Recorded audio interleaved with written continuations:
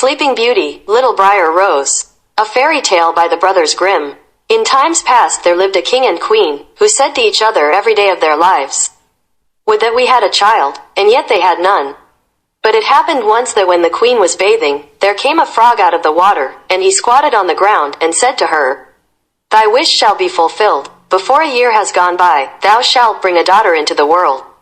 And as the frog foretold, so it happened. And the queen bore a daughter so beautiful that the king could not contain himself for joy, and he ordained a great feast. Not only did he bid to it his relations, friends, and acquaintances, but also the wise women, that they might be kind and favorable to the child. There were 13 of them in his kingdom, but as he had only provided 12 golden plates for them to eat from, one of them had to be left out.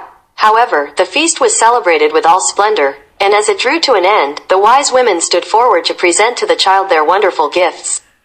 One bestowed virtue, one beauty, a third riches, and so on, whatever there is in the world to wish for. And when 11 of them had said their say, in came the uninvited 13th.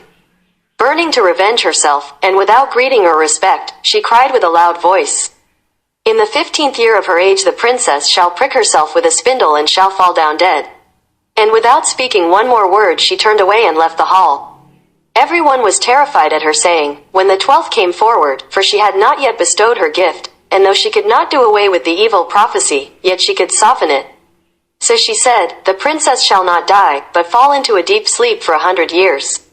Now the king, being desirous of saving his child even from this misfortune, gave commandment that all the spindles in his kingdom should be burnt up.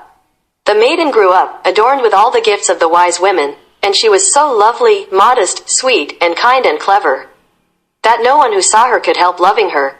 It happened one day, she being already 15 years old, that the king and queen rode abroad, and the maiden was left behind alone in the castle. She wandered about into all the nooks and corners, and into all the chambers and parlors, as the fancy took her, till at last she came to an old tower. She climbed the narrow winding stair which led to a little door, with a rusty key sticking out of the lock. She turned the key, and the door opened. And there in the little room sat an old woman with a spindle, diligently spinning her flax.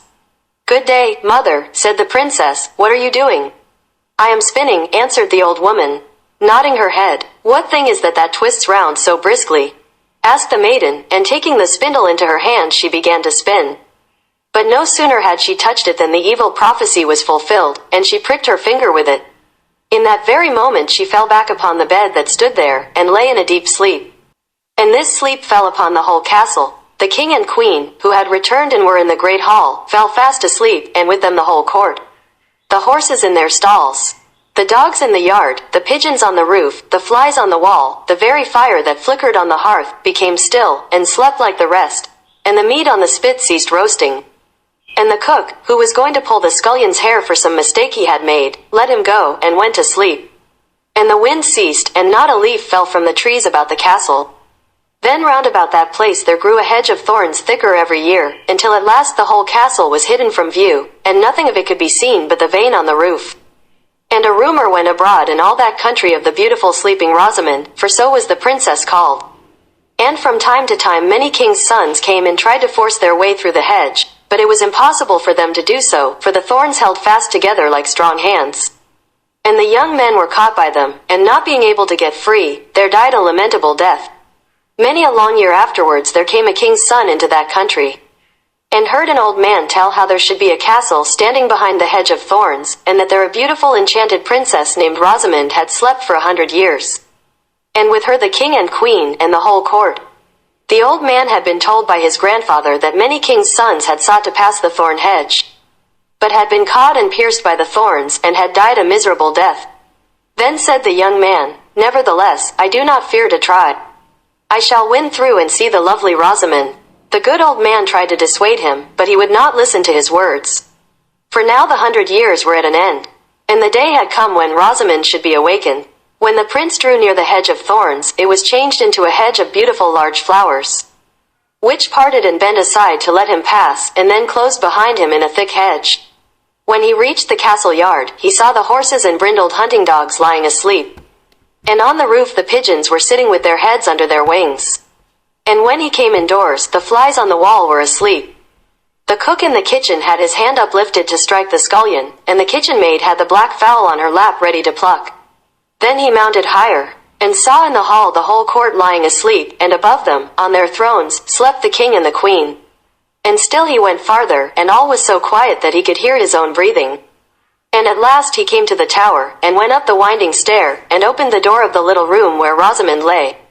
And when he saw her looking so lovely in her sleep, he could not turn away his eyes, and presently he stooped and kissed her. And she awaked, and opened her eyes, and looked very kindly on him. And she rose, and they went forth together.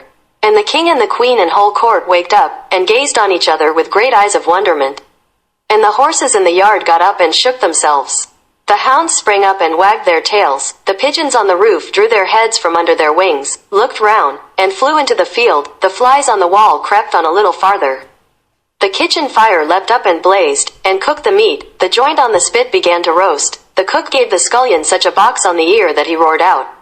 And the maid went on plucking the fowl. Then the wedding of the prince and Rosamond was held with all splendor, and they lived very happily together until their lives' end.